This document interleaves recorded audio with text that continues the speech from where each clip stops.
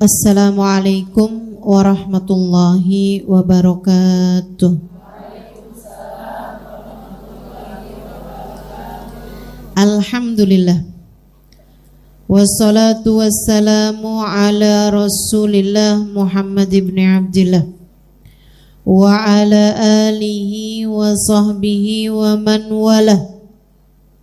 Subhanaka la ilma lana illa ma 'allamtana innaka antal alimul hakim. Rabbi shrah li sadri wa yassir li amri wahlul 'uqdatan min lisani yafqahu qawli, amma ba'du.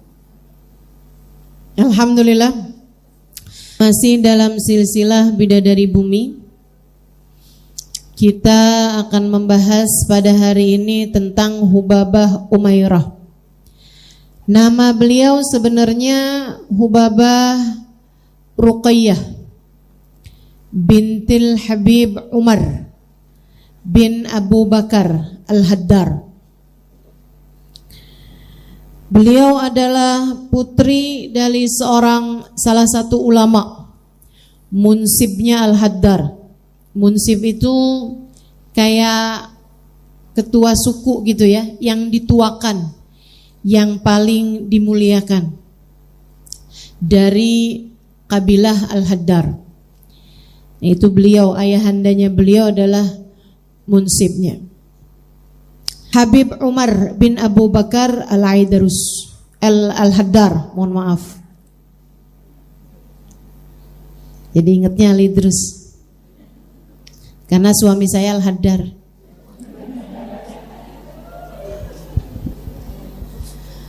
Saudaraku sekalian, Habib Umar punya beberapa orang anak, salah satunya adalah Hubabah Ruqayyah ini. Beliau kesayangan ayahandanya. Nah, di Arab itu kalau seorang anak perempuan sangat disayang sama ayahnya, orang akan memanggil anak perempuan tersebut dengan nama bapaknya, diperempuankan dan ditasghir. Tasghir itu jadi kecil, nama kecil, gitu ya. Kayak Umar perempuan kecil, gitu. Kalau namanya Umar, jadinya nih punya anak kesayangan, jadinya kayak kesayangannya Umar, gitu ya. Perempuan kesayangannya Umar. Dari Umar ditasghir, tasghir itu dinama kecilkan menjadi Umair. Umair jadi perempuan menjadi Umairah. Faham? Agak susah nih nerangin bahasa Arab. Sama yang taunya bahasa Arab cuma 3 kata. Ana ente fulus.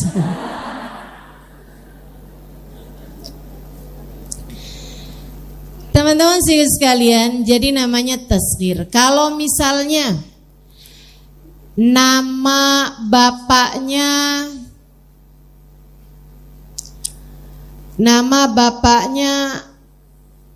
apa ya?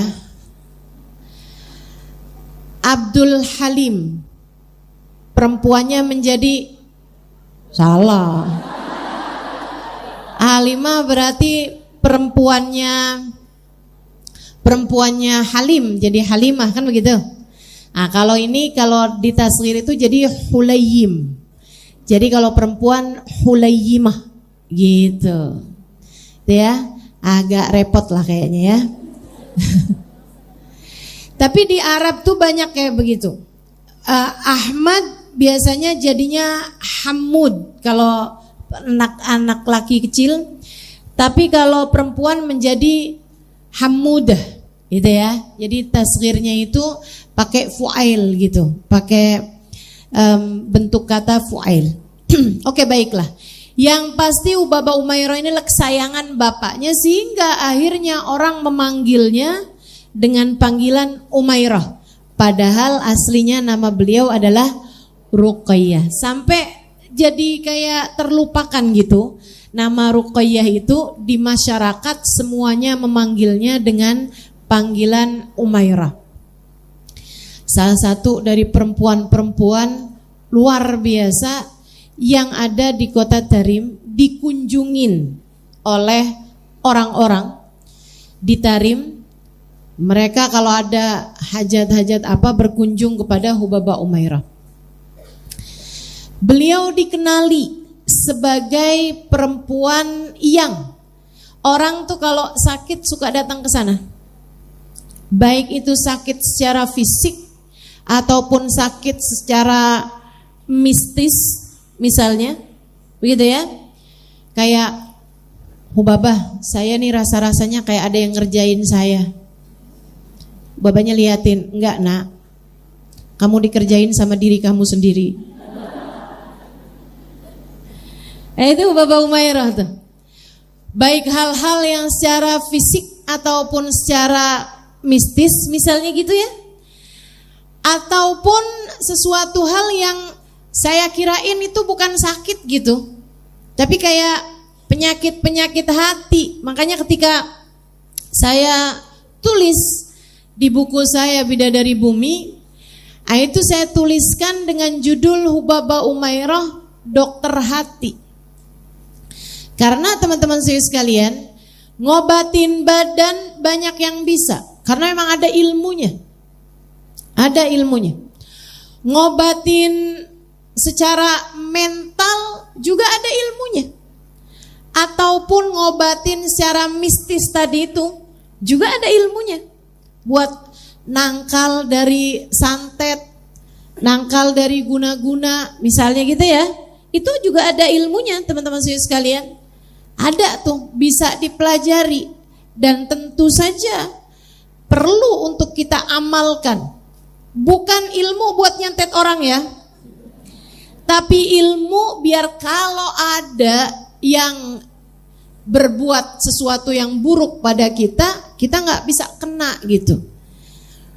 Ustazah, jadi kayak kita punya perisai, penghalang. Gak gitu. Melainkan karena Allah menjaga kita dengan perlindungannya.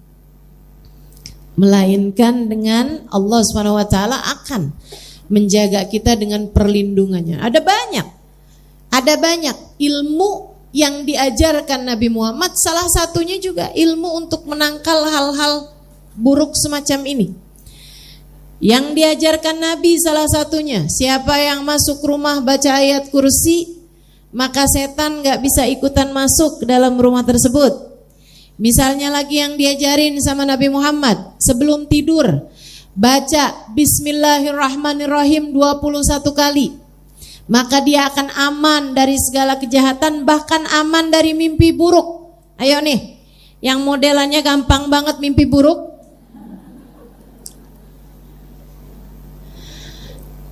Itu tuh, amalin, baca Bismillahirrahmanirrahim 21 kali. Siapa yang ngajarin? Baginda kita Nabi besar Muhammad sallallahu alaihi wasallam.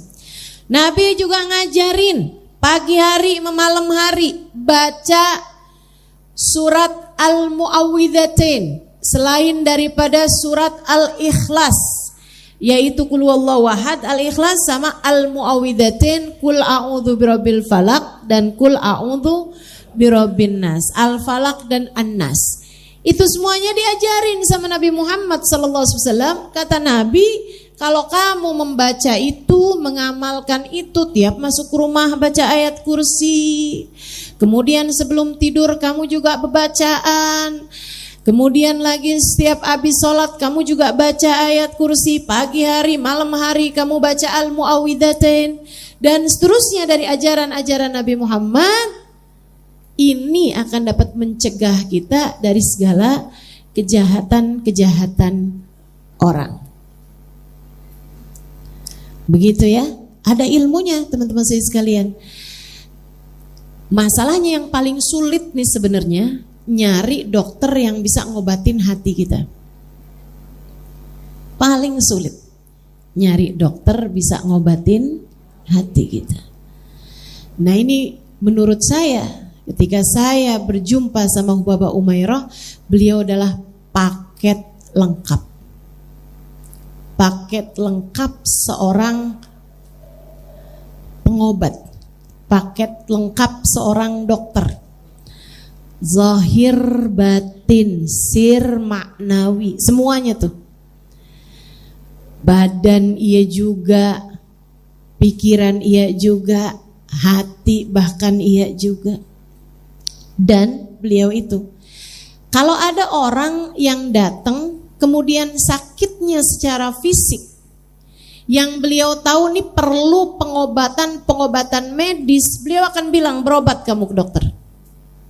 Gitu. Itu tuh yang benar tuh. Saudara sekalian. Karena semuanya kan memang ada bagian-bagiannya. Kalau kamu misalnya pergi ke dokter penyakit dalam, kemudian dokter penyakit dalam itu bilang bahwa ini nih nggak ada kaitannya sama penyakit dalam yang saya tanganin, akan tetapi ini masalahnya sama tulang kamu misalnya. Adalah bukan dokter yang baik kalau dia berusaha mengobati padahal bukan bagian dia. Ya kan? Dia hanya akan sarankan silahkan pergi ke dokter tulang. Kan begitu? Itu baru dokter benar. Sebab sepengalaman saya nggak ada dokter bisa ngobatin semua penyakit. Saya malah curiga kalau kemudian semua penyakit bisa diatasi. Lah, dokter macam apa itu? Enggak gitu teman-teman saudara sekalian. Semua ada bagian-bagiannya masing-masing. Saya pernah bawa teman saya. Saya ini semula saya nggak mikir buat bawa ke Baba Umairah. Karena dia itu mudah pingsan. Akhirnya kok kenapa dia pingsan gitu kan? Pingsan. Saya pikir masalahnya apa ini? Darah rendah kah? Ada anak Arab bilang, kayaknya kita perlu deh bawa ke Baba Umairah, barangkali dia itu diganggu sama jin.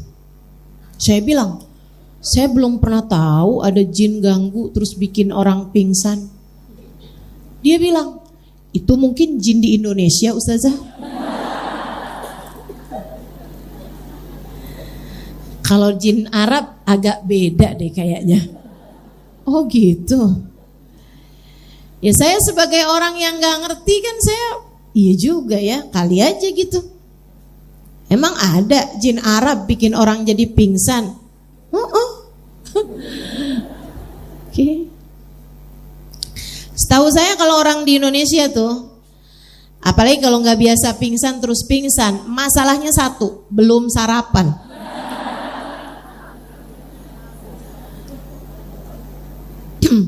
Makanya saya sarankan kalau hadir di majelis-majelis ya, apalagi majelis maulid, tolong bawa sarapan. Yang nggak harus menu lengkap, tapi seenggaknya tuh ada yang bisa buat kamu ganjel gitu teman-teman, ya kan? Saya mau minta dijamu sama Allah, nggak gitu caranya. Gak gitu caranya. Nanti kamu akhirnya sepanjang majelis kamu gak konsentrasi ngeliat-ngeliat sebelah. Lontong lebih tuh. Wah. Janganlah gitu ya. Bismillah. Bawa dah. Bawa roti gitu kan. Yang gampang dibawa aja.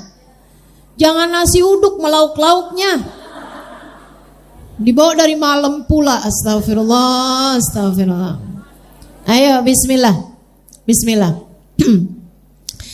Jadi ini teman-teman sekalian, akhirnya saya bawalah teman saya ini ke Baba Umairah. Baba Umairah. Subhanallah, memang ya ini kayak ada ininya loh. Saya lihatnya kayak punya mesin X-ray. Kayak ada MRI gitu, Tapi MRI-nya canggih banget, nggak pakai orang perlu dideteksi, pakai masuk alat, kayak ada di kepalanya gitu. Hubaba Umairah baru masuk ngelihat dia nih, saya belum ngomong apa-apa. Katanya beliau begini nih, lah mau jin lah. Katanya gitu, enggak nih, enggak ada jin. Lah,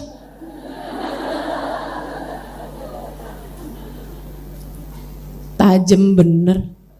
Dia bilang enggak nih, enggak kena jin, enggak kena jin. Terus kenapa Hubaba? Ini ada penyakit di tubuhnya, silahkan bawa ke dokter. Silahkan bawa ke dokter. Tapi kayaknya dokter di kita nih kurang bagus, kata beliau. Di Yaman maksudnya ya. Karena begitulah dokter Yaman, kedokterannya berapa persen, kebanyakan tawakalnya. Agak repot ya. Agak repot. Di saat negara-negara yang lain panik kena COVID, dia bilang bismillah, nggak apa-apa. Bismillah. Ya Allah. Saya di masa-masa COVID itu ada pergi ke Yaman juga. Terus saya nggak bilang Yaman ya dia, saya bilang Hadramut aja, atau bahkan Tarim aja deh. Saya bilang Tarim aja. Saudara sekalian, kan setiap negara waktu itu harus yang di swab itu. Waktu di Tarim, yang swab itu laki-laki gitu. Terus dia kasih aja tuh inian swabnya, kamu perempuan masukin sendiri dah. Kita disuruh swab sendiri sama dia. Bukan mahram. Insya Allah. Jadi tawakalnya lebih besar ya. Masya Allah. Saudara sekalian, katanya Hubaba Umairah, kayaknya lebih baik kamu bawa pulang biar berobat di negeri kamu. Nah, teman saya nih, dia kayak nggak mau gitu pulang, takut nggak bisa balik lagi. Subhanallah, subhanallah. Kami ketika belajar di Tarim itu yang kami takutkan adalah pulang ke negeri kami. Takutnya nggak bisa balik lagi gitu. Kenapa gitu? Ya kan biayanya besar, apanya besar gitu kan. Takut kalau pulang orang tua kemudian nahanin, jangan balik lagi, dia jangan balik lagi. Padahal biasanya kami kalau mondok dimanapun, yang paling kami pengenin adalah pulang. Pengen cepet-cepet pulang gitu kan. Pengen kawin aja dah. Anak santri itu. Masya Allah. Ini malah sebaliknya gitu. Kalau disuruh pulang pada nggak mau, subhanallah. Udah disuruh pulang tuh nangis gitu. Kalau di telepon terus nangis, saya udah tahu nih. Waduh, disuruh pulang nih. Ustazah, saya disuruh pulang sama orang tua saya. Wah, subhanallah ya. Itu mondok tuh kalau syekhnya murabbiyah ruh ya. Kalau syekhnya murabbir ruh, mendidik bukan hanya akal kita tapi ruh kita bisa sebegitu menikmati, sebegitu enjoy dalam belajarnya sampai nggak kepengen buat segera pulang ke negeri kita. Baik teman-teman sekalian, tapi beliau bilang nggak pulang, nanti kamu akan kembali lagi, akan balik lagi, dan ya udah dikerjakanlah gitu. Itu Hubaba Umairah. Subhanallah, orang segala macam sakit apapun datang ke sana. Dan ini memang sesuatu hal yang bagus teman-teman. Daripada kita gak jelas ini sakit yang jenis apa nih, mendingan kan datang ke orang-orang yang semacam itu untuk kemudian kita diarahkan. Oh kamu perginya ke dokter. Oh kamu amalkan zikiran ini. Oh kamu harus begini, kamu harus begitu. Makanan kamu harus kamu jaga. Kamu harus lebih banyak begini, lebih banyak begitu gitu. Jadi jelas gitu. Daripada kita nggak jelas pergi ke sana, pergi ke sini, ternyata bukan ini, ternyata bukan itu, minum obat ini, minum obat itu, ternyata nggak jelas, begitu kan? Atau ada juga udah jelas-jelasan sakitnya fisik, maunya perginya ke alternatif. Sakitnya nih sakit fisik, perginya ke alternatif nih jelas nih hasilnya nih. Ada cancer misalnya gitu ya. Saya nggak mau Ustaz, saya nggak mau ke dokter. Terus kamu maunya apa? saya mau pergi ke ada satu orang Ustazah bisa mindahin penyakit ke ayam.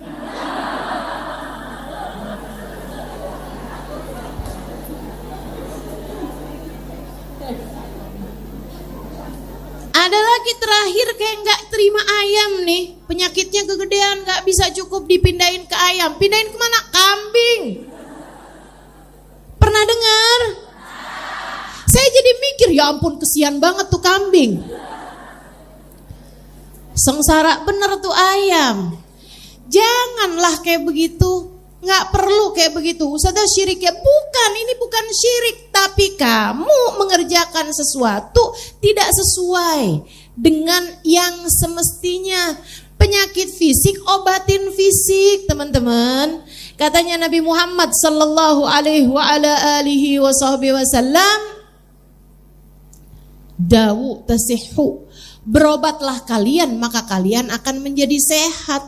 Nah yang namanya berobat harus sesuai.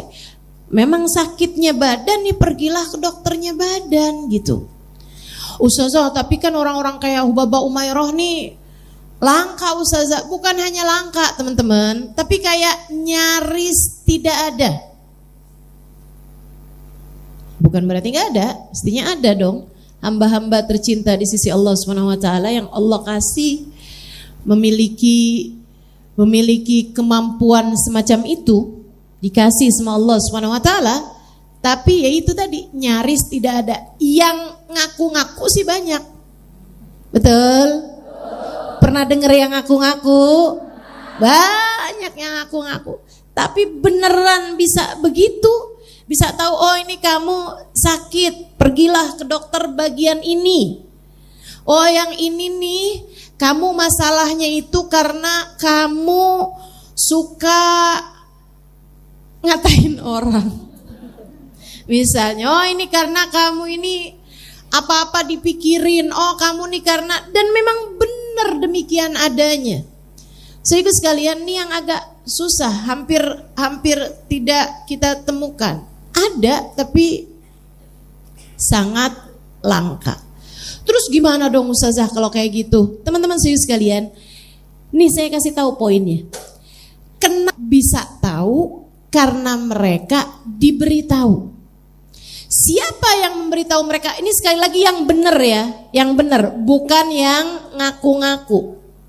Oke, sepakat kita?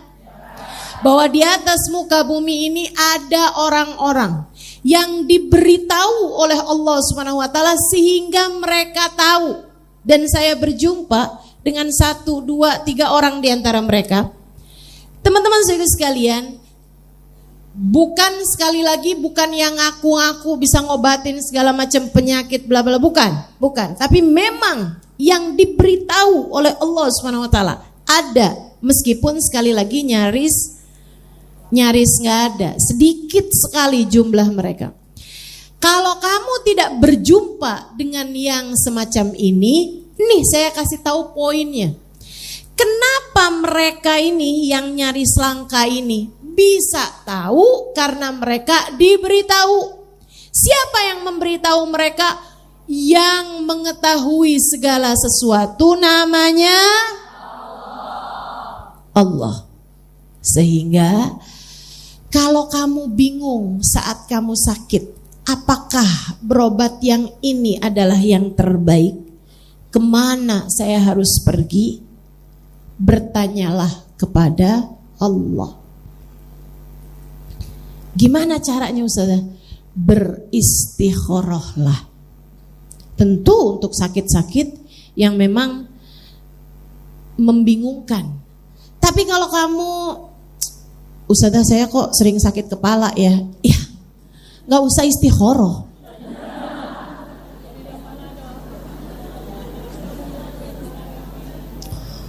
Ustazah saya nih sekarang lagi gatel-gatel, iya gak usah istikharah kelamaan, ya kan? Kalau sakit kamu jelas Ustazah flu saya Ustazah, ya minum obat sana. Tapi kan obat banyak Ustazah, saya bingung saya istikharah dulu bagaimana nih?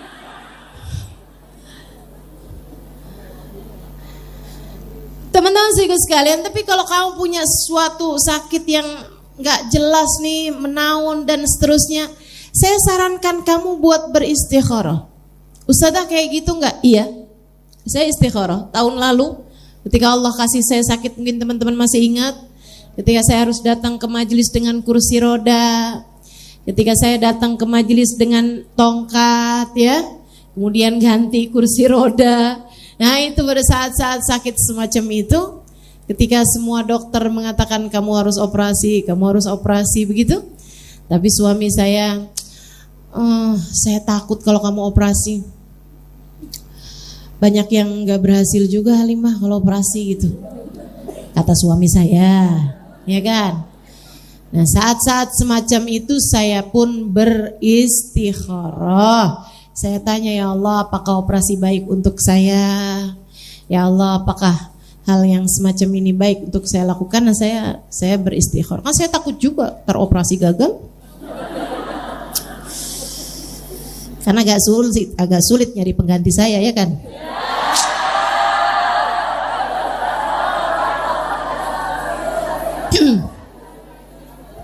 Setidaknya buat al-ikhwan. Betul kan, Kak? Jadi akhirnya istikharah saya.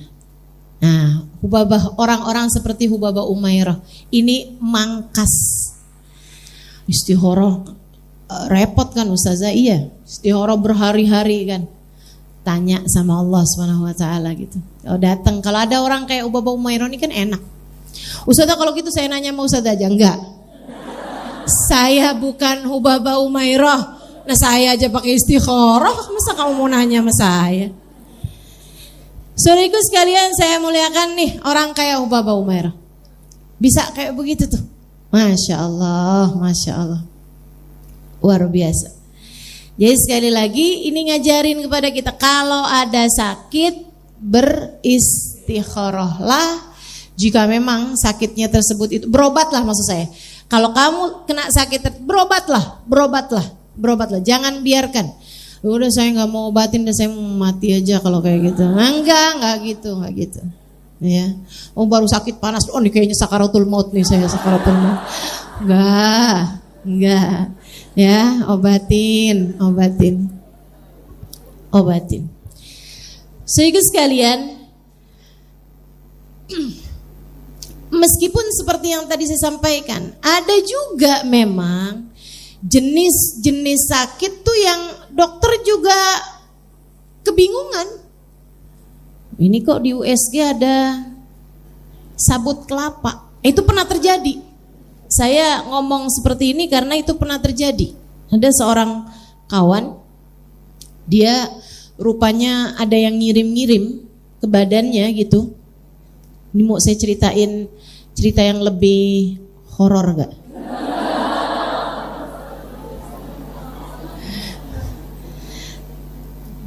Yang teman saya ini enggak horor lah ya. Teman saya ini cuma cerita bahwa dia itu pergi ke dokter pergi ke USG karena perutnya itu mendadak besar. Terus dia sampai nunjukin sama saya tanyain, "Kak, kok perutnya besar, Kak?" Dia bilang, "Ustazah, yang ini udah agak kempesan, Ustazah. Sebelumnya Ustazah, saya kayak hamil 11 bulan. Bukan cuma 9 bulan lagi, 11 bulan. Dia tunjukin sama saya foto, dia naruh gelas di perutnya. Jadi perutnya tuh sampai jadi kayak meja. Dari gedenya perutnya, teman-teman. Dia bilang, "Itu kenapa, Kak? Bisa perutnya kayak begitu?" "Ustazah, saya bawa MRI, bawa USG. Kan bisa tahu tuh kalau lagi hamil kan gitu. USG. Siang USG, dia bilang, "Bu, kenapa bisa ada sabut kelapa di perut ibu?" Ada yang masukin sabut kelapa lah, ntar apa lagi gitu. Ya Allah. Dan teman saya ini cerita, dia bilang, "Ustazah, aneh banget gak sih? Tiap kali saya pergi ke makam luar Batang, begitu saya masuk ke areanya luar Batang, perut saya kempes." Saya menyampaikan apa yang disampaikan orang itu ya, sampaikan seseorang yang sangat saya kenal ini ya. Ini cerita dia gitu. Kalau kemudian ada yang bilang, Ah, saya nggak percaya sama cerita ustazah. Bukan masalah saya. Itu masalah kamu. Saya juga nggak minta kamu buat percaya. Tapi sebagian orang memang dituruni rahmat oleh Allah sederas itu. Salah satunya adalah sahibul maqam Habib Hussein bin Abu Bakar Al-Aidarus.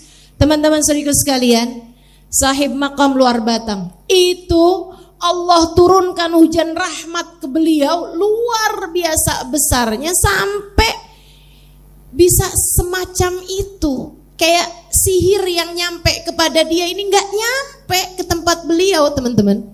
Maka kamu kalau memang lagi ada hajat besar atau apa gitu, berziarahlah. Itu salah satu dari yang biasa saya lakukan kalau udah mentok-mentok gitu ya.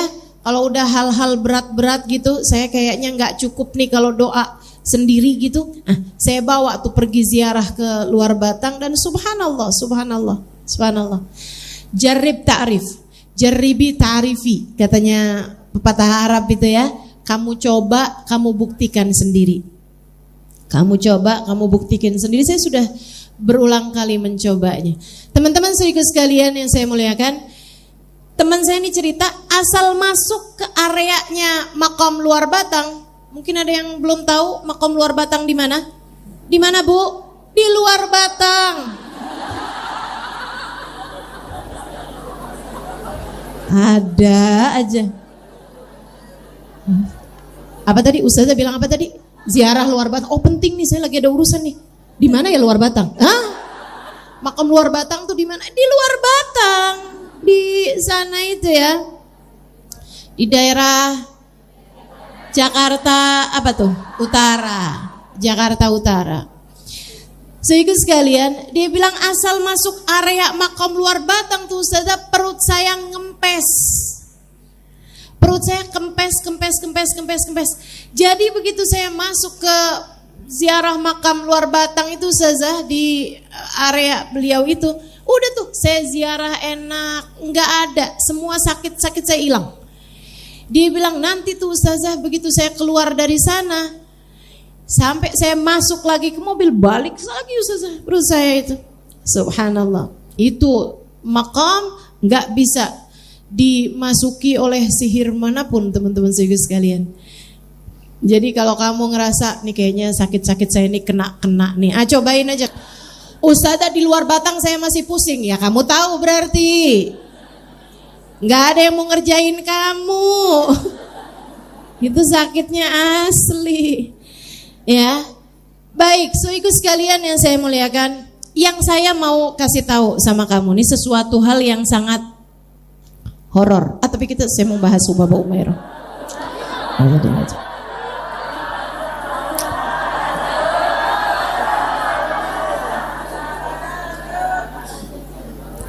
Saya punya guru, beliau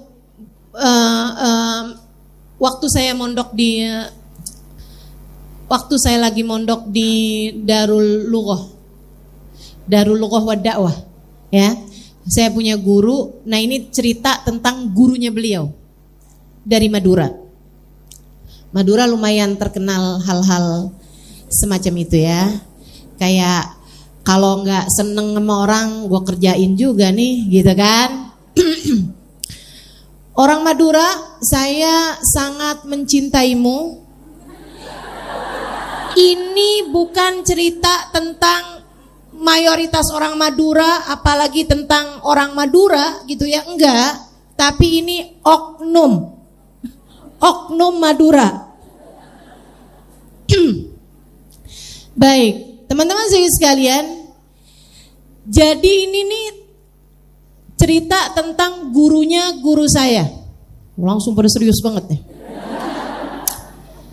Beliau ini ceritanya ada orang yang ngerjain beliau tapi nggak kena. Itu tadi karena zikirannya, amalannya, baca ratib, haddad, ratib atas yang ada di Khulasa itu ya, itu beliau amalkan. Zikiran-zikiran yang diajarkan Nabi Muhammad sallallahu alaihi wasallam itu kan dikumpulkan oleh para habaib, dikumpulkan oleh para ulama, Imam Nawawi dan seterusnya. Nah, itu kemudian dikumpulkan kitab-kitab atau amalan-amalan tersebut oleh guru kami Sayyidil Habib Umar bin Hafid menjadi sebuah kitab namanya Khulasatul Madad An-Nabawi, yang kalau teman-teman lihat di Instagram saya, kami akan sampaikan itu mengenai fadilah-fadilahnya yang ada di kitab Khulasah. Nanti itu di Istoraya. Karena itu acaranya seharian, memang bentuknya adalah semacam seminar, gitu ya, kayak pesantren kilat, daurah. Ya, daurah itu maksudnya pesantren kilat. Baik, saudaraku sekalian saya muliakan. Nah, ini beliau ini gurunya guru saya ini mengamalkan apa yang ada di kitab tersebut, sehingga ada sihir-sihir apa itu nggak mempan. Satu waktu si dukun paling hebat yang ada di sana itu penasaran sama beliau, akhirnya wawancara, nanya sama beliau yang adalah seorang habaib, salah satu dari habib. Dia bilang, "Bib, ana nih kerjain antum nih tapi nggak bisa kena-kena. Padahal saya kerjain siapapun tuh saya selama ini kena aja gitu. Kalau boleh saya tahu antum nih ngamalin apa?" Dia bilang, "Saya akan kasih tahu amalan saya sama kamu, tapi saya juga pengen tahu gimana cara kamu ngerjainnya." Lihat ini, film horornya masuk nih. Oke, boleh. Jadi barter ilmu. Cuman pengen tahu aja kok bisa ada serabut kelapa masuk di perut orang, ya kan? Kadang-kadang ada cicak loh. Ada paku, ada jarum, ada segala macam bisa masuk ke tubuh orang gitu. Penasaran. Jadi akhirnya dia bilang, "Iya, baik Bib, saya akan perkenankan Habib buat lihat apa yang saya kerjain. Datang ke kuburan apa jam 12 malam." Gitu kan. Tapi Bib jangan terlalu deket Bib sama saya, Bib lihat aja gitu. Gak usah ngomong, gak usah apa gitu kan. Gak usah baca-baca zikir juga Bib, nanti jadi gitu kan. Baiklah katanya gitu ya. Penasaran aja nih. Ibu-ibu sekalian, datanglah nih Habib ini pas di jam yang telah ditentukan. Dia lihat, mohon maaf teman-teman, katanya tuh sampai kayak memang gelap banget kan ya, jam 12 malam nggak ada penerangan apa-apa di situ, dan si dukunnya ini melepas pakaiannya sampai nggak tersisa. Habis itu dia mulai tuh, dia baca-baca, manggil-manggil, iyalah gitu ya, ritualnya jin-jin, setan-setan gitu kali, dipanggil. Jangan tanya sama saya siapa yang dipanggil. Saya hanya diceritakan oleh guru saya ini ya, tentang guru beliau. Ketika pembahasan mengenai surat Al-Ikhlas dan Al-Mu'awwidhatain, beliau cerita ini, bahwa itu memang benar adanya gitu. Sihir-sihir semacam ini tuh memang ada juga gitu. Allah bahkan menceritakannya di surat Al-Baqarah itu ya, mengenai ilmu sihir ini. Saudaraku sekalian yang saya muliakan, akhirnya dia bilang, dia pun mulai baca, depannya tuh ada air, memang dia siapkan, ada air di kayak baskom gitu. Ketika dia mulai baca-bacanya tambah seru nih, dia bilang airnya tuh mulai bergerak. Airnya mulai gerak-gerak, mulai goyang-goyang gitu, terus sampai tambah kenceng goyangnya air tersebut. Gak lama ketika sudah sangat kenceng, dia masukin kemudian foto orang yang mau dikerjain ini. Dia bilang dia masukin foto orang yang dikerjain, kemudian tambah goyang-goyang gitu kan. Mulailah sama dia Oh enggak ding, enggak dimasukin foto. Maaf ya ini ya. Maaf ya. Ingatan saya mulai kabur. Tapi enggak dimasukin foto teman-teman.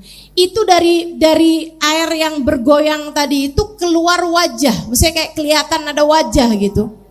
Ada wajah orang yang mau dikerjain gitu. Sehingga sekalian, enggak lama kemudian wajah tersebut mukanya kayak ngebuka gitu. Dibaca-baca terus nih. Manggilin bukan arwah itu ya, jin, manggilin kekuatan-kekuatan jahat ini.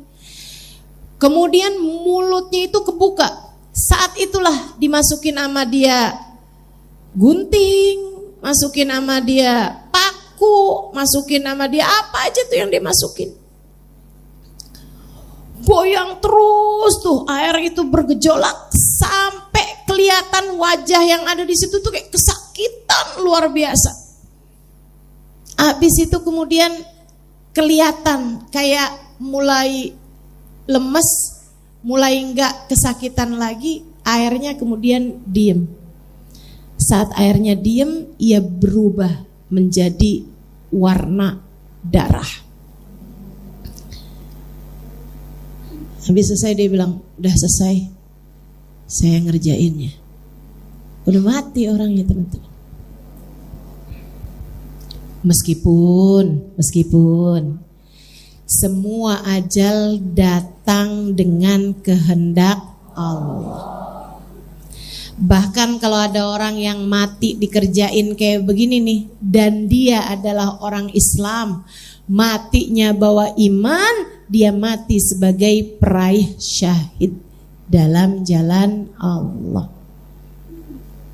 Begitu. Kamu jangan terus jadi ketakutan. Enggak ada yang mau ngerjain kamu, tenang. Tenang. Ustazah nggak tahu aja. Ya udah saya ajarin tadi kan, masuk rumah baca ayat kursi. Tiap habis sholat baca ayat kursi. Apalagi itu terus? Bangun tidur. Sebelum tidur baca Al-Muawwidatin ya, qul a'udzu birabbil falaq, qul a'udzu birabbin nas, dan Al-Ikhlas juga baca Bismillahirrahmanirrahim sebanyak 21 kali. Semuanya itu pagi sama malam juga, pagi sama sore juga baca Al-Muawwidatin gitu ya. Nah itu semuanya akan menjaga dirimu insyaallah. Gak ada kekuatan jahat apapun yang sampai kepadamu asal diamalkan. Apalagi kalau kamu mengamalkan wirdul latif, mengamalkan bacaan-bacaan yang ada di dalam hulasah, nah itu insyaallah aman semuanya, gak akan terkena hal-hal yang semacam itu. Ini Hubabah Umairah nih. Jadi orang kalau ada yang kena macem-macem yang kayak gitu-gitu tuh datang ke Hubabah Umairah diselesaikan tuh. Sehingga sekalian, termasuk yang saya nggak kira bahwa itu adalah penyakit. Nih, kamu harus tahu juga nih.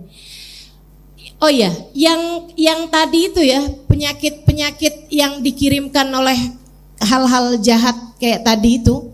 Wa min syarri hasidin idza hasad, kata Allah Subhanahu wa taala dalam Al-Qur'an. Qul a'udzu birabbil falaq min syarri ma khalaq wa min syarri ghasikin idza waqab wa min syarrin naffatsati fil uqad wa min syarri hasidin idza hasad.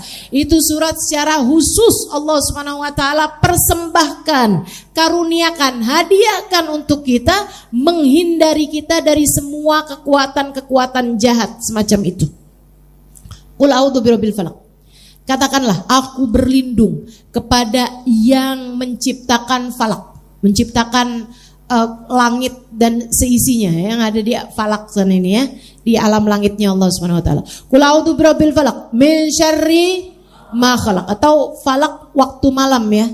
Qul a'udzu birabbil falaq min syarri ma khalaq, aku berlindung dari yang menciptakan falak, min syarri ma khalaq, dari kejahatan apa yang telah diciptakan. Semuanya pun juga punyanya Allah. Termasuk kekuatan-kekuatan jahat pada akhirnya juga semuanya adalah milik Allah Subhanahu wa taala. Qul a'udzu birabbil falaq min syarri ma khalaq wa min syarri ghasikin dari kejahatan malam apabila sudah masuk malam. Kenapa disebutkan secara khusus malam? Karena kegiatan-kegiatan semacam itu, acara-acara santet, sihir, guna-guna, apapun itu bentuknya, nggak ada dikerjainnya siang bolong kayak gini, nggak ada. Enggak ada, itu dikerjakannya di waktu malam. Di waktu malam. Syarri ghasikin idza waqab wa min syarrin naffatsati fil uqad. Dari kejahatan nafasat. Nafasat itu perempuan-perempuan yang suka niup-niup di sihir. Ada tuh ditiup ya, pakainya sistem tiup. Teman-teman serius sekalian, pakai itu ditiup-tiup tuh, dibakar, diapain segala macam. Kok perempuan Ustazah? Ya kan nenek sihir. Identiknya bukan kakek sihir, ya kan? Iya, memang zaman itu, zamannya Nabi, yang ngerjain kayak begituan itu kebanyakan justru perempuan. Jadi itu secara umum aja, karena memang waktu itu yang ngerjain Nabi Muhammad, Nabi kan pernah kena sihir juga, yang menjadi sebab turunnya surat Al-Mu'awwidhatain tadi ini ya, Qul a'udzu birabbil falaq, Qul a'udzu birabbin nas. Itu yang ngerjain Banat Lubaid, anak perempuannya Pak Lubaid. Teman-teman, Mbah Lubaid ini, ya, itu dia punya anak-anak perempuan-perempuan dan mereka adalah perempuan-perempuan tukang sihir paling terkemuka sejazirah Arab pada masa tersebut. Begitu, min syarri nafasat. Makanya ayatnya bunyinya nafasat, perempuan tukang sihir gitu kan. Karena memang ayat tersebut turun kepada Banat Lubaid, kepada anak perempuannya Lubaid. Min syarri nafasati fil uqad wa min syarri hasidin idza hasad. Nah, orang sering berbuat kayak begitu tuh dari sifat hasud, dari kejahatan orang yang hasud, ya.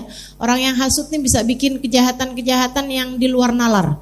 Orang sebel sama orang, benci sama orang, hasud sama orang, iri dengki sama orang, akhirnya ada yang diguna-guna, akhirnya ada yang termasuk cinta ditolak. Itu kan yang kayak begitu-begituan itu ya. Nah, ini bacaan-bacaan yang kita punya nih teman-teman sekalian, baca ratib, baca wirid sakran dan lain sebagainya, menghindarkanmu dari itu semuanya itu. Hal-hal semua yang kayak begitu-begituan itu ya. Dan juga ada tuh wa min syarri hasidin idza hasad, juga ada jenis penyakit lain. Namanya kena ain. Kena mata panas, orang sebutnya ya. Pernah dengar?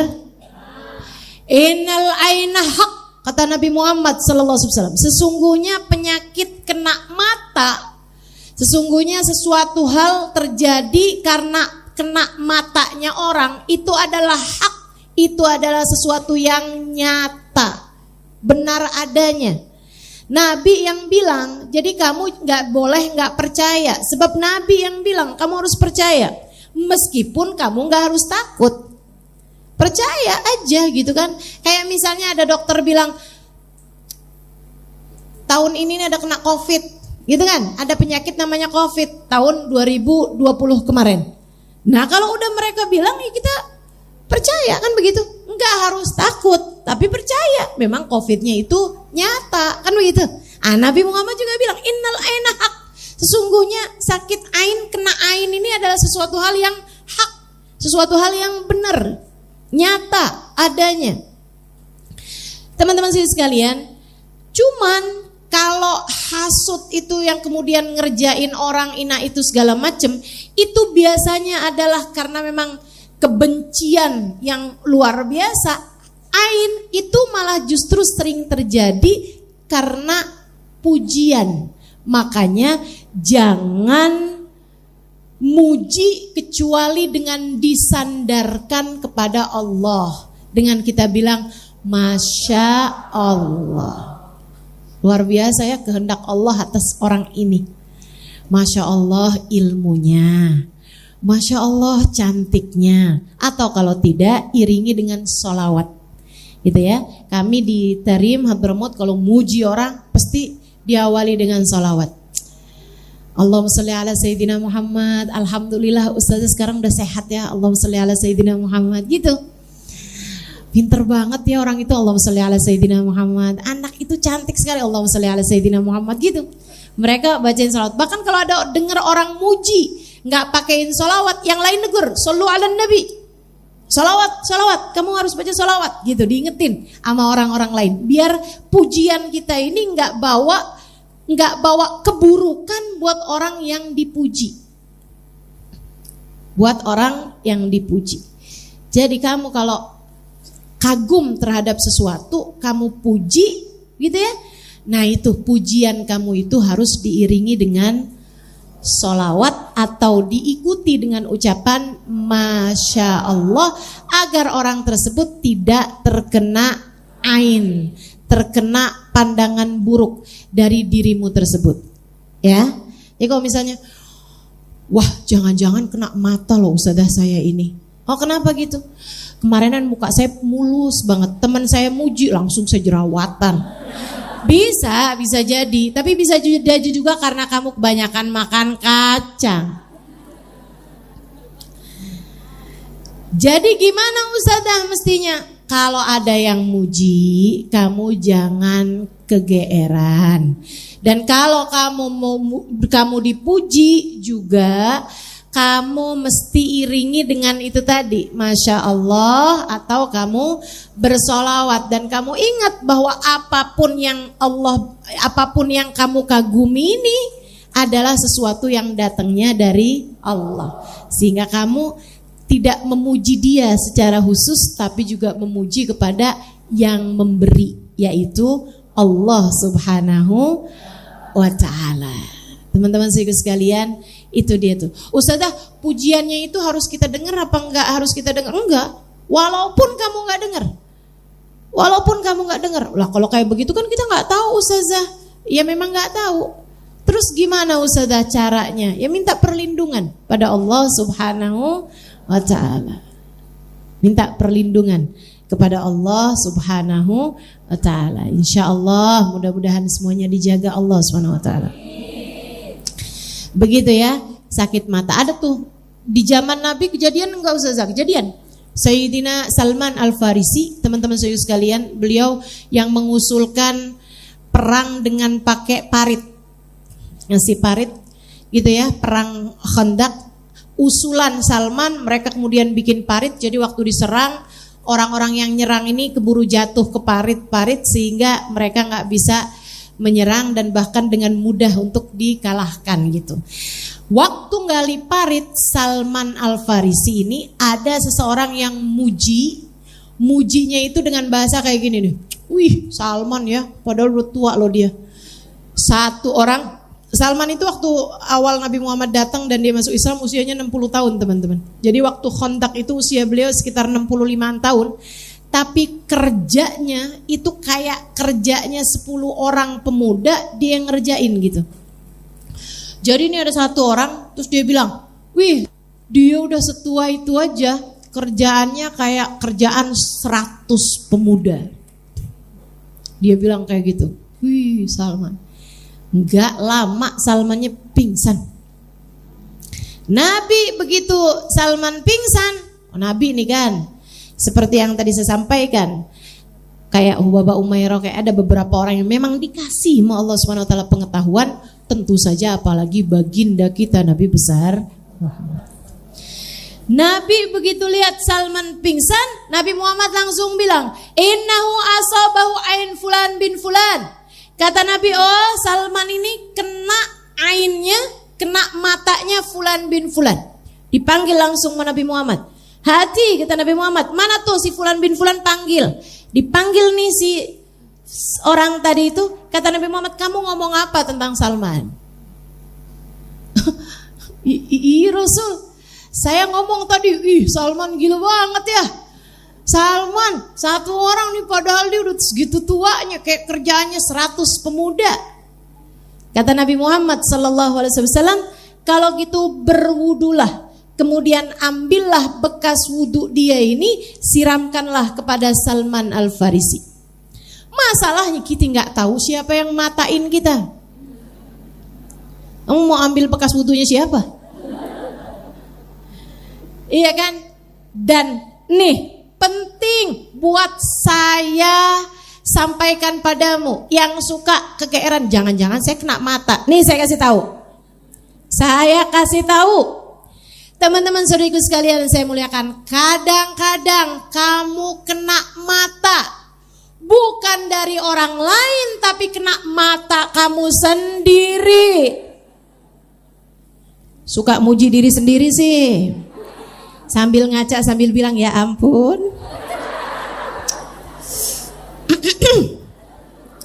Ada anak manis kayak begini nih. Ih, beruntung banget lakinya. Besokannya kamu kenapa bisa jadi kamu lagi kena mata sama diri kamu sendiri. Ustazah berarti kalau muji diri sendiri pakai sholawatan juga. Jangan muji diri sendiri. Jangan muji diri sendiri. Fala tuzakku anfusakum. Kata Allah Subhanahu wa taala, janganlah kalian suka memuji diri kalian sendiri. Saudaraku sekalian, tiba-tiba aja ya, saya nggak ngerti gimana asalnya, tiba-tiba aja saya ditarim itu ustazah. Saya udah mulai mengajar dari sejak awal tahun 2000 atau akhir tahun 1999 ya. Usia saya 20 tahun kala itu saya udah diminta oleh Hubabah Nur untuk mulai mengajar. Saya pun mulai mengajar fikih terutamanya ya. Jadi kalau saya lagi ngajar fikih, teman-teman gak usah ragu-ragu sama apa yang saya sampaikan. Saya sudah mengajar ilmu fikih ini. Ilmu fikih itu tentang batal gak batalnya sholat dan lain sebagainya ya. Itu saya udah mengajar fikih ini dari sejak tahun 1999. Mungkin banyak ada di antaramu yang belum lahir bahkan tahun itu. Saya udah mulai ngajar tuh teman-teman. Nah, saya tiba-tiba aja dalam tahun-tahun sekitaran tahun 2002 ya atau 2001 gitu, saya nggak ingat pastinya. Yang pasti tiba-tiba aja ada satu anak di kelas saya, tiba-tiba aja saya benci sama dia luar biasa. Kesian banget kan? Nggak ada sebab loh ini. Kalau ada sebabnya sih masih mending gitu kan, emang nyebelin gitu kan. Kadang-kadang orang nyebelin nih ya saya sebel juga. Tapi ini nih nggak ada sebab-sebabnya gitu. Tidak melakukan hal-hal yang seharusnya bikin saya sebel sama dia. Rajin, pinter, baik, nurut, semuanya deh gitu. Ada sama dia gitu. Tapi tiba-tiba aja, teman-teman saya sekalian, saya tuh sampai astagfirullah. Saya sampai minta dia untuk pindah posisi duduk. Saya duduk depan gitu, saya sampai minta dia untuk duduk di posisi yang saya nggak harus kelihatan dia secara langsung gitu. Ya maksudnya yang agak kebelakangan lah, yang nggak harus saya liatin dia gitu. Tapi kalau depan banget tuh kan setiap kali saya ngelongok gini kan anak muridnya di kelas itu kan nggak banyak, 30 orang misalnya gitu kan. Nah itu kan setiap kali kalau dia duduk paling depan kan begini langsung kelihatan dia gitu. Dan itu saya juga baru ngerti kalau ternyata ucapan yang saya enak lihat muka dia itu ternyata bukan kata-kata basa-basi. Saya baru tahu teman-teman. Saya baru tahu. Ternyata ada loh orang-orang. Maksudnya ternyata bisa saya punya kebencian sama seseorang yang kalau saya kelihatan muka dia, makanan di perut saya langsung naik. Saya beneran enak teman-teman.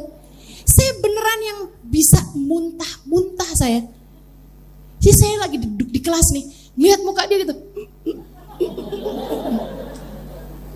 Dan saya kemudian abisnya saya inian gitu, saya sebentar ya saya akan pamit. Saya pamit keluar benar-benar ke toilet untuk saya muntah makanan saya. Saya nggak tahu bahwa itu adalah sesuatu yang perlu diobati. Saya nggak tahu.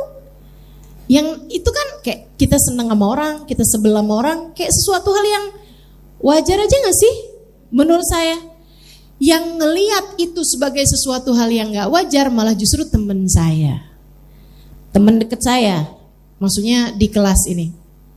Dia nanya, "Kak, ada masalah apa kak sama dia?" Sebutin namanya sama dia. "Enggak sih." "Kamu kayaknya sebel gitu kak sama dia."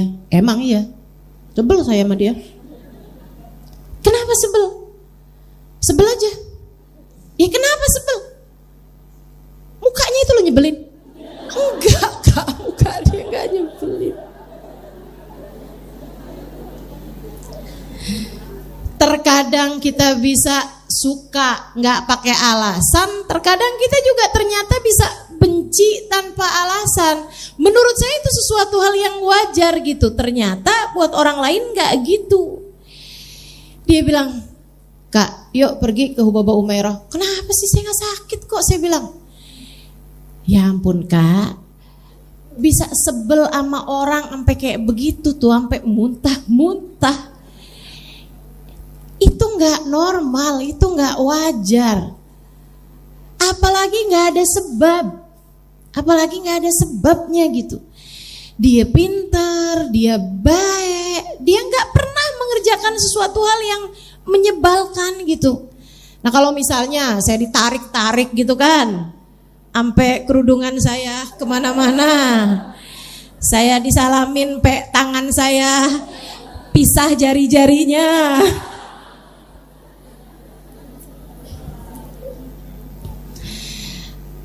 itu kan bisa aja terjadi. Saya sebel misalnya gitu ya, sesuatu hal yang wajar. Makanya saya sering sampaikan kepadamu, kalau lagi kita kedatangan guru-guru yang mulia, saya bilang kan, jangan salaman, jangan rebut-rebutan, ya kan? Karena kadang-kadang kalau mereka sebel, masalahnya bisa berat sama kamu, gitu. Akhirnya teman saya itu bilang, nggak normal kak, Kak Ima nggak normal. Ayo kita pergi ke Hubaba Umairah. Ada saya pikir-pikirin, dia juga kesian juga sama dia gitu. Kalau saya sebagai gurunya sampai nggak ridho, itu kan kesian dia juga.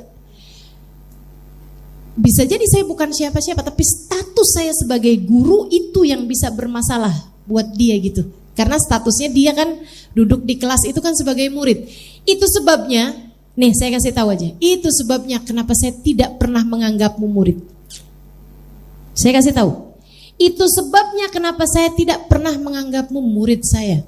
Siapa di antaramu yang pernah saya bilang bahwa kamu adalah murid saya? Nggak pernah.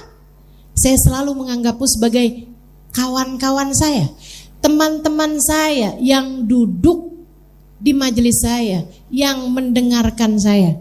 Saya tidak pernah menganggapmu sebagai murid. Perkara kamu mau menganggap saya sebagai guru, itu urusan kamu. Nih ya, tapi saya tidak pernah menganggapmu sebagai murid. Kenapa? Saya takut kalau saya menganggap diri saya sebagai guru, itu sama halnya dengan ibu yang menganggap anaknya sebagai anak, gitu kan? Maksudnya yang memang anak sama ibu kan, hubungannya kan jadi kayak gitu tuh. Kalau ibunya nggak ridho, anaknya bermasalah. Kalau ibu nggak usah ngajarin lah gitu. Tapi karena saya sayang, saya kasih tahu, saya ajarin, saya doain, saya apapun aja, bagian dari saya tahu, saya ajarin, saya doain, saya apapun aja, bagian dari saya. Rasa sayang saya kepada teman-teman saudariku sekalian semuanya gitu. Tapi itu tadi, saya tidak pernah menganggapmu sebagai murid saya. Jadi saya kalau ditanyain, Ustazah punya murid berapa banyak? Gak punya. Saya gak punya murid. Saya gak punya murid. Saya gak punya santri, saya gak punya murid. Semoga dengan cara ini kita hubungannya jadi baik-baik aja lah, ya. Jadi kalau ke saya sebel sama siapapun nggak akan ngaruh, insya Allah nggak akan ngaruh karena kamu bukan murid saya, nggak akan ngaruh insya Allah.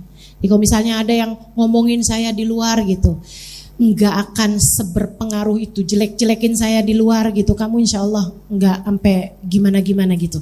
Kenapa gitu? Karena saya bukan guru kamu. Saya tidak pernah menganggapmu sebagai murid saya.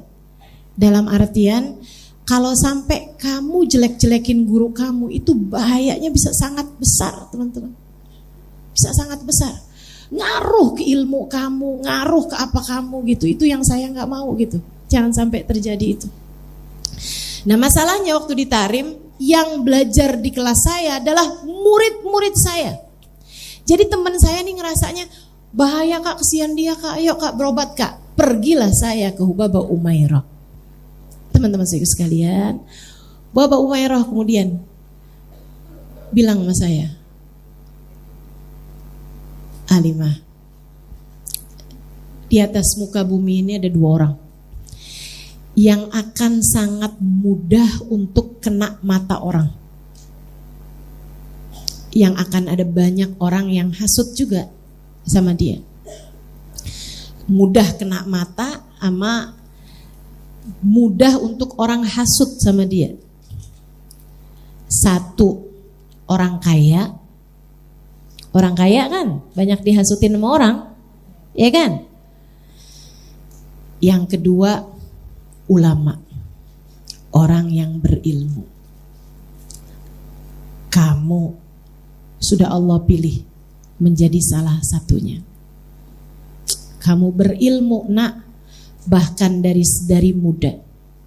Akan sangat mungkin untuk ada orang yang hasut sama kamu, atau hasut sama orang yang kamu sayangi. Hasut sama orang yang kamu sayangi. Jadi misalnya gitu di kelas gitu ya, ada orang-orang yang misalnya saya kasih perhatian lebih kepada dia, yang lain pada hasut gitu.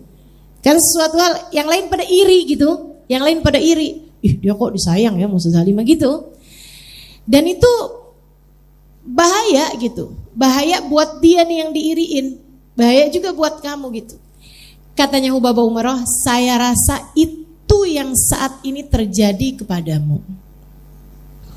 Beliau kemudian doa-doain saya. Jadi katanya beliau, kamu nih lagi kena mata orang, kena hasutnya orang gitu, kena iri dengkinya orang, sehingga kamu jadi benci sama si orang tersebut. Mungkin karena dia juga lagi kena matanya orang, sehingga akhirnya kamunya yang jadi benci sama dia gitu. Makanya teman-teman, nih bagi yang punya suami, jangan gampang pamer-pamer kemesraan.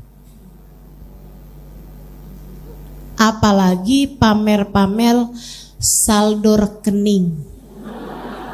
Alhamdulillah sudah ditransfer sama My Hubby.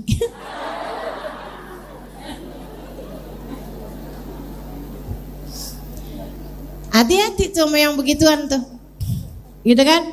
Pamer-pamer kemesraan di media sosial, di mana gitu kan? Ada tangannya lagi ngegandeng, di foto, di caption forever, til jannah insya Allah. Kenapa pakai begitu gitu? Caramu tuh menikmati. Ustazah itu tahadus bin nikmah? Enggak tahadus bin nikmah itu namanya.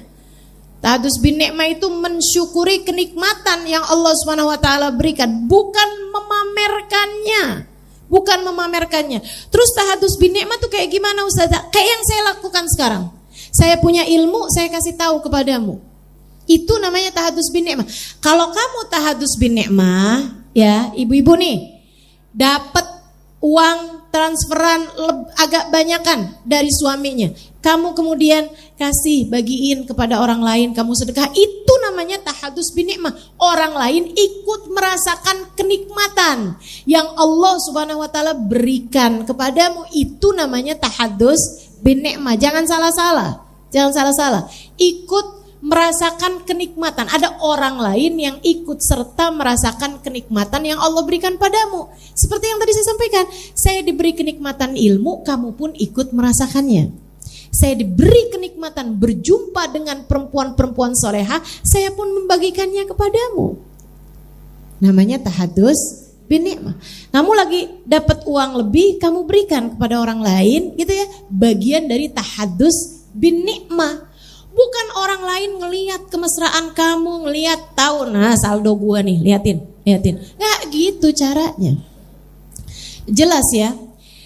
Teman-teman sekalian, Hububah kasih pesan. Jadi Halimah, kamu kalau sayang, senang sama seorang, nggak usah tunjukin kepada orang lain, takutnya menimbulkan keirian dari orang tersebut.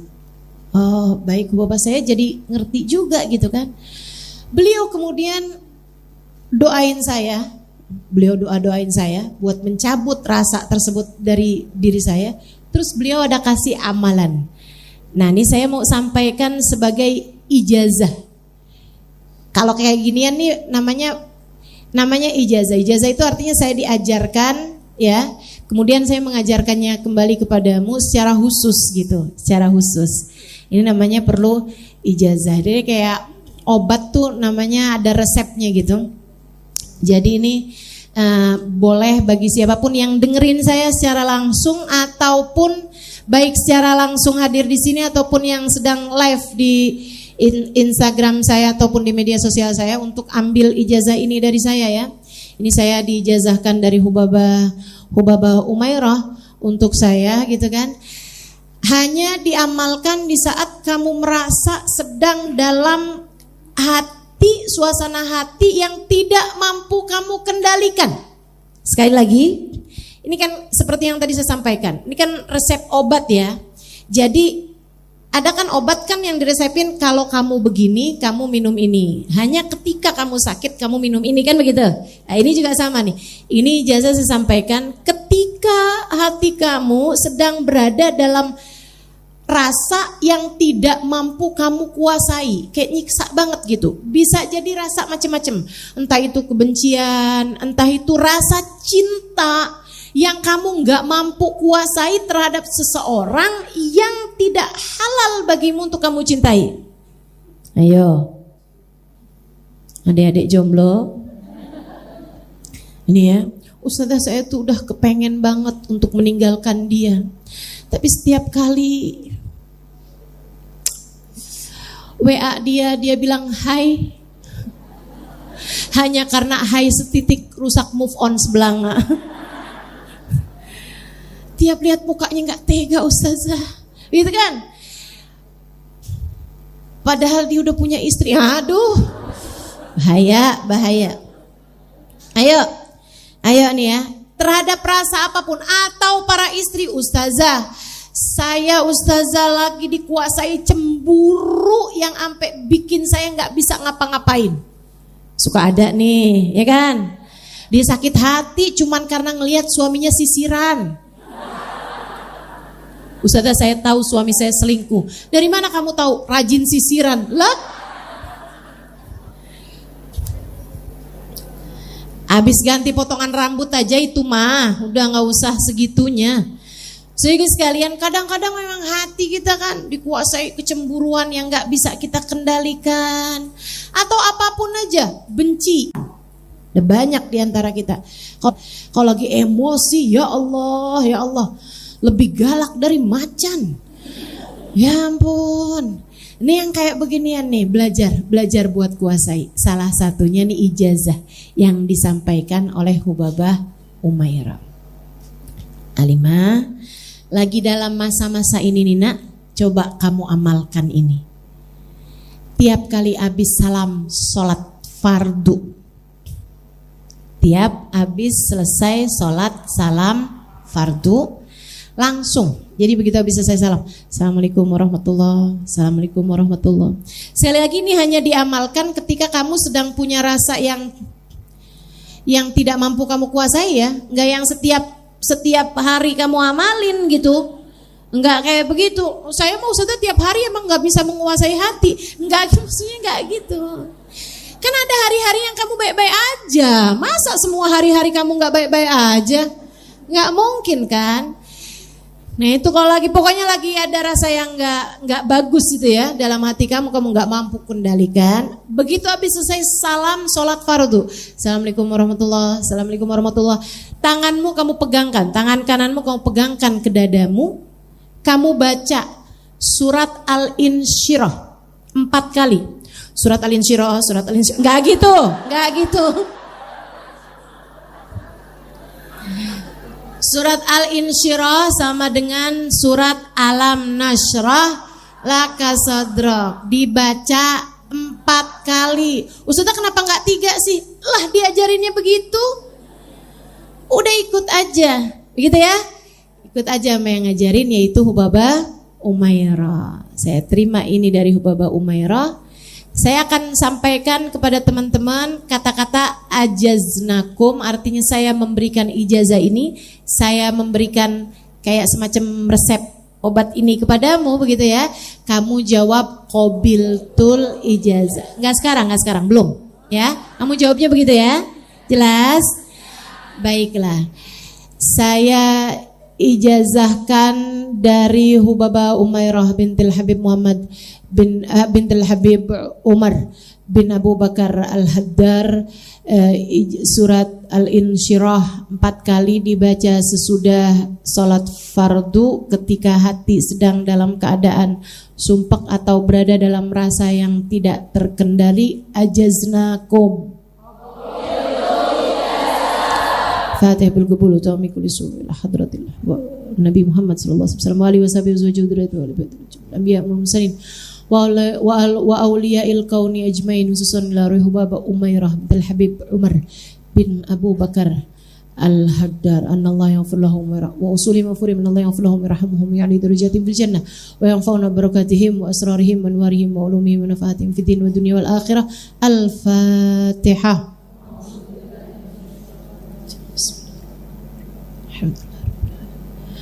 Ar-Rahman Ar-Rahim Maliki Yawmiddin Iyyaka na'budu wa iyyaka nasta'in ihdinas siratal mustaqim siratal ladzina an'amta 'alaihim ghairil maghdubi 'alaihim waladdallin. Amin.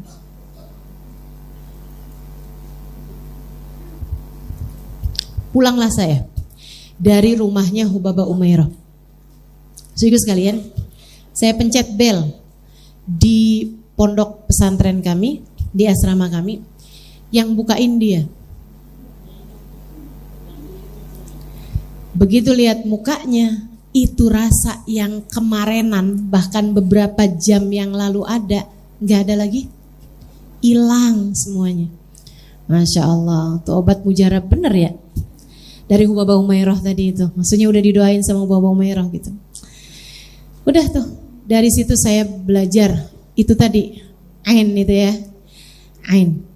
Caranya adalah kamu minta pertolongan, perlindungan kepada Allah Subhanahu wa taala. Makanya di doa surat Yasin itu juga Allahumma inna nastaghfiruka wa nastaudiuka adyanana wa abdanana wa anfusana wa ahlana wa auladana wa maulana kulla syai'in ta'itana Allahumma ij'alna wa iyyahum fi kanafik wa amanik wa iyadik min kulli syaitanin marid wa jabbarin anid wadi ainin wadi baghin wa min syarri kulli dhi syarr innaka ala kulli syai'in qadir. Bagus kamu baca doa tersebut setiap pagi sesudah kamu baca surat Yasin, minta perlindungan kepada Allah Subhanahu wa taala dari kejahatan setan, dari kejahatan orang yang hasud, wadi ain, dan dari kejahatan orang yang bisa memberikan ain kepada kita, mempengaruhi kena ain kepada kita ini ya. Jadi semacam itu. Terutamanya buat yang masih belum punya kekuatan untuk menghindar dari ain, teman-teman sekalian, kamu kalau muji hati-hati. Anak-anak bayi, anak-anak kecil, nah itu ya. Jangan kenain mata buruknya kita gitu. Kalau kita puji anak kecil, langsung awali dengan sholawat atau akhiri dengan sholawat atau ucapkan Masya Allah. Masya Allah, tabarakallah, yang semacam itu, ya. Ih lucu banget, ih gemoy banget, ya. Nah yang semacam itu kan, kadang-kadang anaknya langsung sakit, kita sebutnya kena sawan. Bukan begitu? Enggak itu ya, padahal kena mata. Bisa jadi kena mata.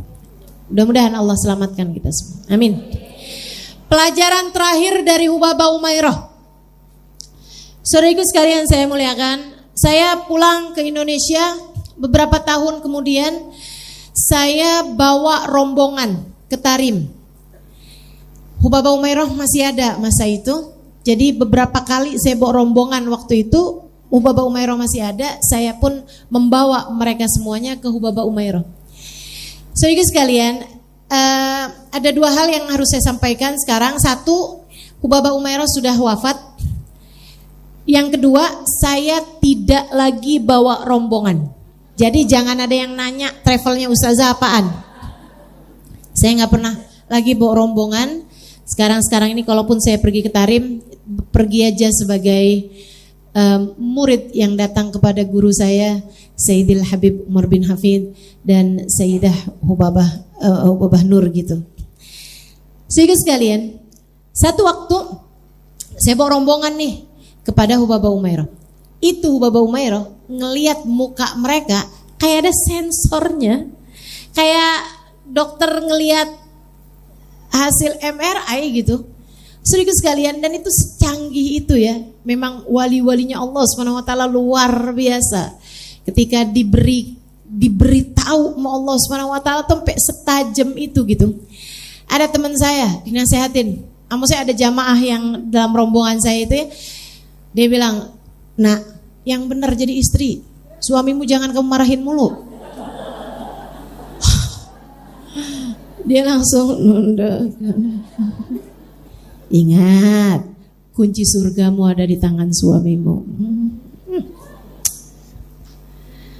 Ada lagi yang dinasehatin, sholatnya dijagain, yang benar sholatnya, ibadahnya yang benar, gitu ya. Ada lagi, kamu kalau dikasih harta sama Allah Subhanahu wa taala, dalam hartamu tersebut ada kenikmatan yang semestinya kamu berikan kepada hamba-hamba Allah yang kurang beruntung. Kayak Hubabah lagi bilang gitu, jangan pelit-pelit. Tapi bahasa beliau kan bagus ya. Gitu. Subhanallah, subhanallah. Kayak semua orang tuh dinasehatin dengan ya udahlah apa yang ada pada dirinya lah gitu. Tapi sebelumnya memang saya kabarin ke teman-teman saya gitu, ke jamaah waktu itu ya, ke rombongan saya itu saya bilang, "Ini kita mau ketemu Hubabah Umairah ya. Mungkin Hubabah Umairah akan menganalis kamu, memberi kamu nasihat yang memang akan sangat kamu perlukan. Kecuali kalau kamu memang nggak mau. Kalau kamu nggak mau, itu kan untuk dinasehatin ya nggak apa-apa. Saya nggak akan bilang sama Hubabah Umairah. Saya akan bilang sama Hubabah Umairah, Hubabah nggak usah ngomong apa-apa sama mereka.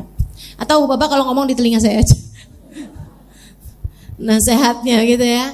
Tapi mereka bilang, enggak apa-apa ustazah, enggak apa-apa ustazah. Kita kepengen dinasehatin biar kita tahu nih ustazah, masalah kita nih yang harus konsentrasi kita nih lebih tajamnya ke arah mana nih gitu. Oh ya udah kalau gitu bismillah. Jadi mereka pun masuk semuanya dinasehatin masing-masing sama Hubabah Umairah. Sampai habis selesai semuanya saya bilang, Hubabah sekarang giliran saya. Hubabah senyum aja. Terus saya bilang, Hubabah doain saya dong Hubabah, biar saya punya anak. Kamu sebelum saya viral, kamu kemana aja? Kok baru ngajinya pas udah? Saya ngajar di sini aja di tahun berapa kak? 2005? 2007? Iya, ketika saya pindah ke Tebet sini ya. Jadi udah segitu lamanya tuh, gitu. Saya ngajar di sini aja berarti udah hampir 20-an tahun. Saya bilang betul Bapak saya ngajar. Terus Bapak bilang kayak begini, menurut kamu yang kamu ajarin, itu kalau kamu meninggal dunia Halimah, apakah mereka gak akan mendoakanmu? Ya doain sih, insya Allah. Doain gak? Doain. Kok yakin banget kamu kalau saya meninggal duluan? Ini yang bilang doain umurnya udah 60 tahun. 70 tahun. Insya Allah ya, doain kan. Kalau saya meninggal lebih dulu darimu, saya yakin kamu akan mendoakan saya juga. Teman-teman sekalian, kata Ibu Baba, kamu mendapatkan doa dari orang yang hidup Halimah lebih banyak daripada mereka yang punya anak. Iya juga sih, punya anak kan palingan cuman berapa, 3, 4, 5, paling banyak 10. Sementara yang mendoakan saya karena saya ngajar bisa 1000. Siapa yang punya anak 1000? Ada 1000, 2000, 3000, 10.000, ya kan begitu. Jadi saya bilang, iya juga ya. Kayaknya saya nggak sebegitunya juga perlu doa anak gitu. Sesudah saya pikir-pikir, akhirnya saya bilang, ya biar ada yang melanjutkan dakwah Ubabah kalau saya meninggal dunia. Ubabah malah lebih ketawa lagi. Kata Ubabah, Halimah, Allah tuh nak selalu punya aturan dalam agama ini. Enggak ada siapapun menggantikan siapapun. Itu urusan Allah Subhanahu wa taala. Allah memilih siapa di antara hamba-hambanya yang Dia izinkan untuk berada di dalam jalan dakwah ini.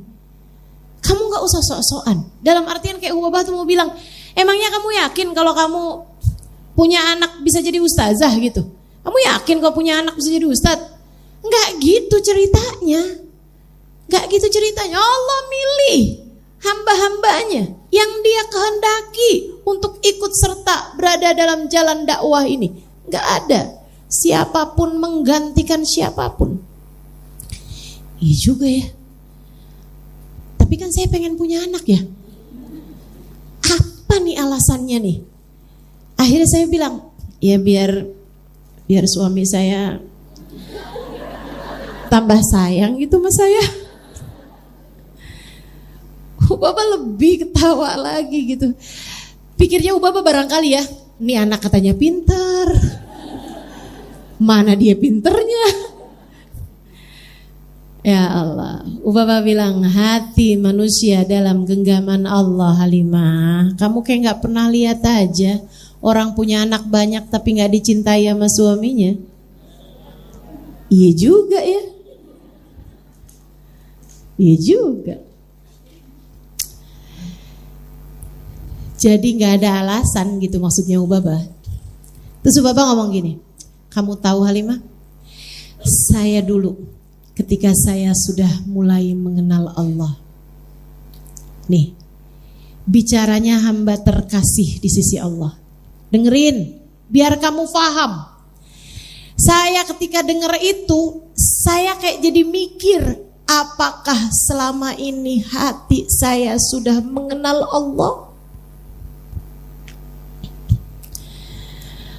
Ubabah Umairah bilang, Halimah, saya ketika mulai mengenal Allah, abahnya seorang ulama, seorang wali, seorang manusia ahli zikir, ahli ibadah, orang luar biasa mulianya, ngajarin anaknya, ngenalin anaknya kepada Allah, hingga bahkan ini pemikiran beliau di awal-awal bahkan sebelum balik teman-teman. Dia bilang, ketika saya mulai kenal Allah Halimah, saya bilang sama Allah, ya Allah, jangan pernah sibukkan saya dengan